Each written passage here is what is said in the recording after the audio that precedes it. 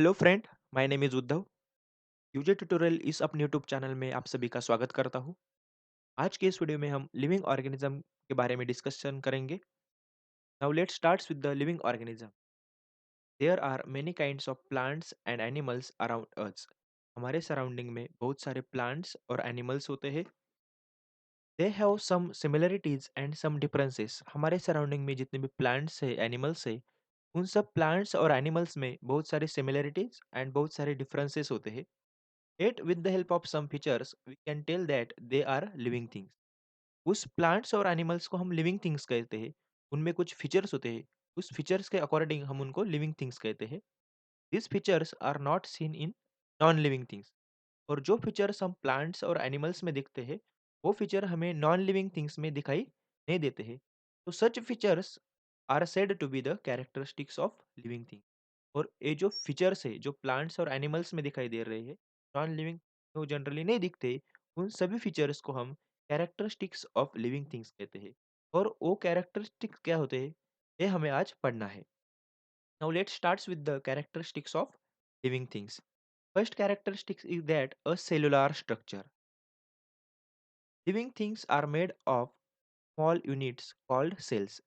जितने भी living things है, प्लांट्स है, एनिमल्स है, वो सब स्मॉल यूनिट्स से बने हैं। उस यूनिट्स को कहते हैं सेल। जैसे कि आप पिक्चर्स में देख रहे हैं, एक सेल है, एक सिंगल सेल है। ऐसे बहुत सारे मिलियंस बिलियंस सेल से ऑर्गेनिजम्स बने हुए होते हैं। All the actions and processes in the bodies of living things are brought about with the help of these microscopic cells.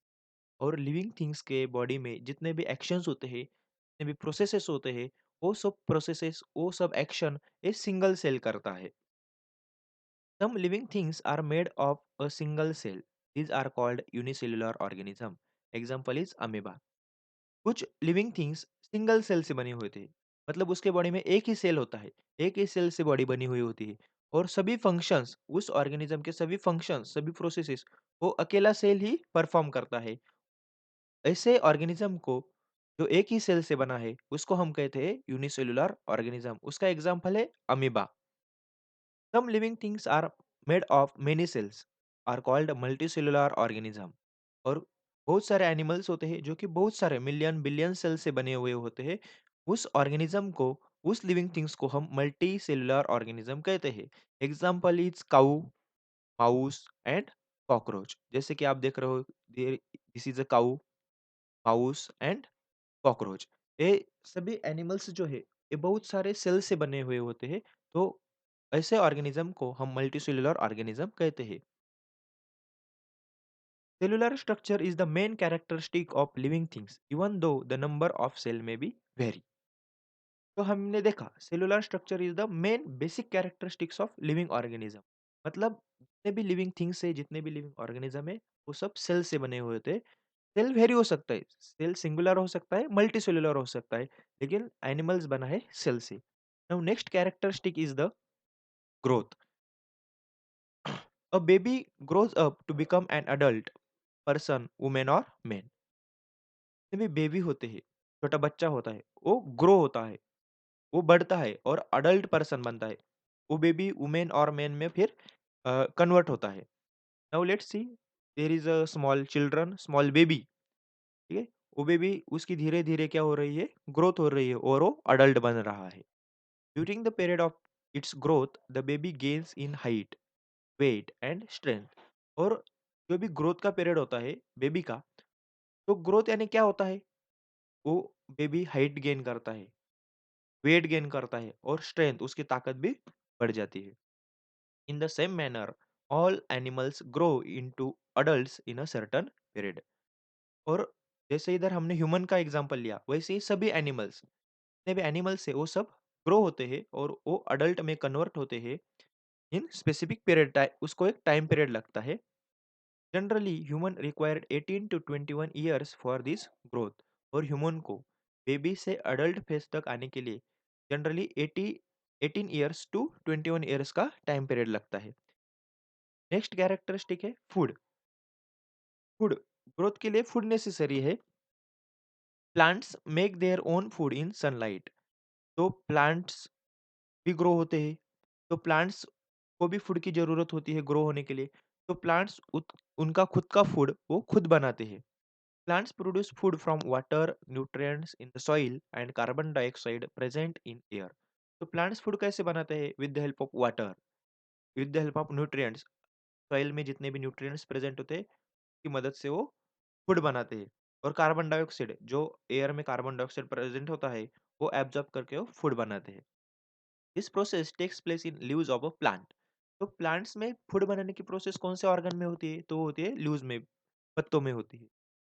It is brought about the presence of sunlight, the help of the chlorophyll in the leaves. This process of food production is called photosynthesis.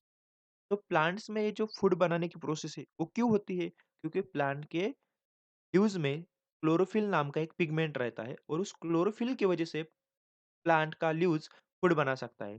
तो ये जो food बनाने की process है plant में, उसको बोलते हैं फोटोसिंथेसिस। देखो आप इधर देखेंगे फोटोसिंथेसिस की diagram. During this process plant gives out oxygen. और जब भी प्लांट फोटोसिंथेसिस करते हैं, उसके बाद ये प्रोसेस के बाद प्लांट्स हमें ऑक्सीजन प्रोवाइड करते हैं। Next, animal do not have chlorophyll. Animal के पास तो कोई क्लोरोफिल नहीं होता। तो एनिमल क्या करते हैं? देखो, they do not produce their own food. तो एनिमल के पास क्लोरोफिल नहीं है, वो खुद का फूड खुद नहीं बना सकते। दे सर्च फॉर अ फूड।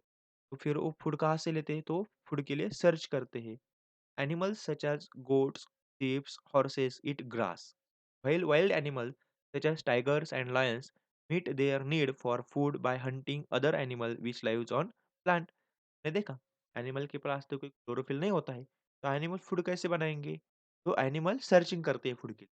तो कुछ एनिमल्स है जैसे कि गोट है, शीप, हॉर्सेस, वो क्या करते हैं? वो ग्रास को खाते हैं।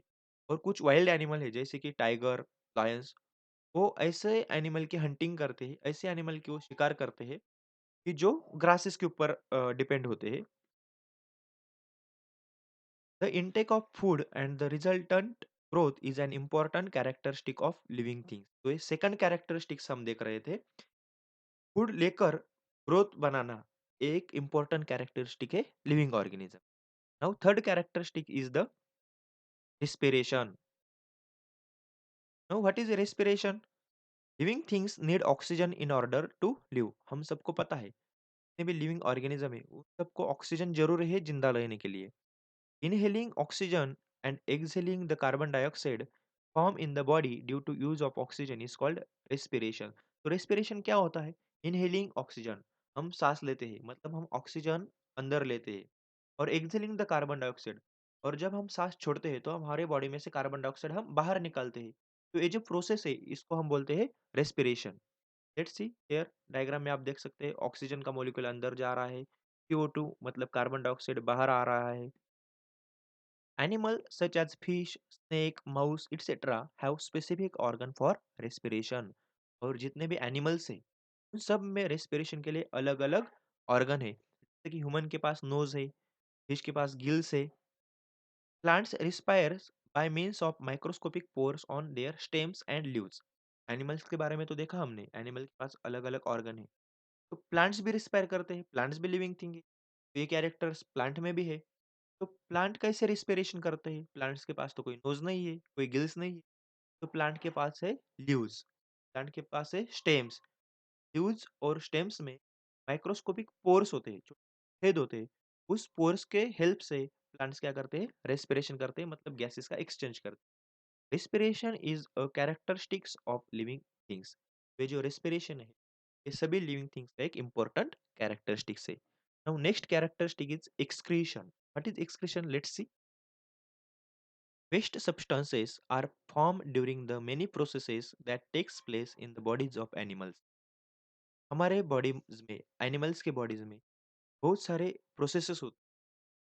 जैसे कि हमने देखा रेस्पिरेशन होता है, तो वो होते समय एक वेस्ट सब्सटेंस एनिमल के बॉडी में प्रोड्यूस होता है। These are called excreta and the process of eliminating them from the body is called excretion। और ये जो वेस्ट सब्सटेंस फॉर्म होता है एनिमल के और लिविंग थिंग्स के बॉडी में, उसको हम एक्सक्रीटा बोलते हैं। और उस एक्सक्रीटा को हम बॉडी के बाहर निकालते हैं, उसको हम एलिमिनेट करते हैं। ये प्रोसेस के बोलते हैं excretion. Animals have specific organs for excretion. और वो एक्सक्रीशन करने के लिए हर एक एनिमल्स के पास स्पेसिफिक ऑर्गन होता है। प्लांट्स टू एक्सक्रीट, एनिमल के साथ साथ प्लांट्स भी एक्सक्रीशन करते हैं। For example some plants shed leaves in specific season. Waste substance stored in the leaves of plants are shed along with the leaves. तो plants में एक्सक्रीशन कैसे होता है? प्लांट में जो वेस्ट मटेरियल है वो प्लांट के लीव्स में स्टोर किया होता है। तो स्पेसिफिक सीजन आने के बाद प्लांट्स के लीव्स है, पेड़ के पत्ते हैं, वो गिर जाते हैं। तो उसके साथ साथ वो वेस्ट मटेरियल भी गिर जाता है। लेट्स सी, आप इस पिक्चर में देख रहे हो प्लांट्स के पत्ते गिर रहे हैं, स्पेसिफिक सीजन आने के बाद वो प्लांट के जो लीव्स है वो गिर जाते हैं। तो उसके साथ साथ क्या होता है, वेस्ट मटेरियल जो होता है वो प्लांट में वो भी गिर जाता है। फिर देखो आपको गम दिखाई दे रहा है। This gum is also the excretory product of the plant, जो कि स्टेम के थ्रू बाहर आ रहा है। का मतलब क्या? Excretion is a characteristic of living things. Excretion ये जो है वो सभी लिविंग थिंग्स में होता है। तो excretion is a one of the important characteristics of the living things. Now next characteristic is the responsiveness to stimuli and movement. Let's see what is responsiveness. पहले हम बात करेंगे स्टिमुलाई के बारे में। An event that occurs in our surrounding, a stimulus. हमारे surrounding में जो भी इवेंट ऑकर होता है, जो भी इवेंट होता है उसका हम बोलते हैं stimulus. The ability of living thing to respond to a stimulus is called their responsiveness to stimuli. और जितने भी लिविंग थिंग्स है वो उस स्टिमुलाई को रिस्पॉन्स करते हैं।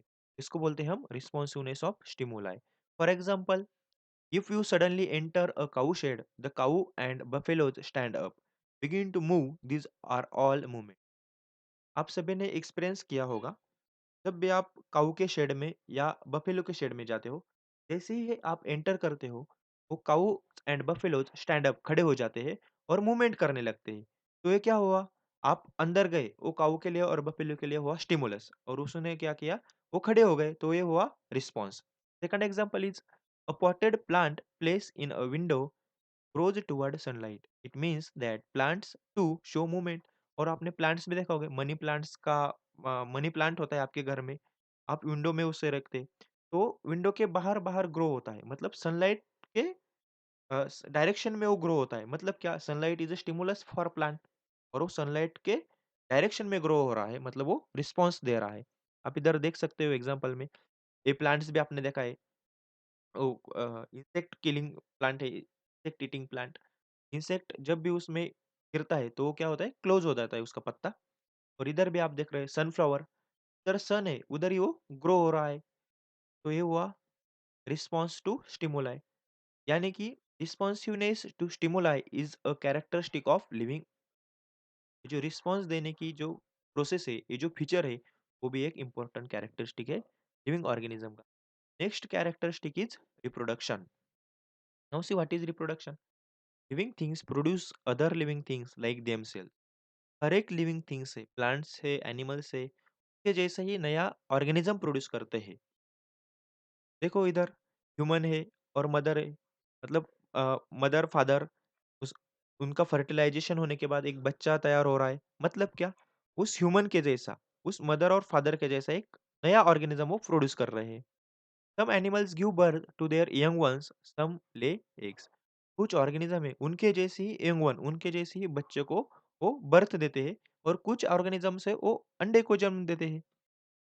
New plants are produce from the seeds, stems और leaves of the plants. Animals में तो देखो हमने यंग वंस को जन्म देते हैं या एग्स को जन्म देते हैं, लेकिन प्लांट्स में कैसा होता है? प्लांट्स के सीड के थ्रू, प्लांट के स्टेम के थ्रू, प्लांट के लीव्स के थ्रू नया प्लांट ग्रो होता है। इधर देख रहे हो आप, हमने सीड जमीन में डाल दिया, तो उससे धीरे-धीरे वो प्लांट में कन्वर्ट हो रहा है। The process by which a living things generates a new living things like itself is called reproduction. और रिप्रोडक्शन किसे कहते हैं? रिप्रोडक्शन एक ऐसी प्रोसेस है के थ्रू एक लिविंग थिंग उसके जैसे ही नए लिविंग थिंग को तैयार करता है। उस प्रोसेस को हम बोलते हैं reproduction. Reproduction is a characteristic of living thing. Reproduction भी एक इम्पोर्टेंट फीचर है, एक इम्पोर्टेंट कैरेक्टरिस्टिक है लिविंग थिंग्स का। Now next characteristic is a definite life span.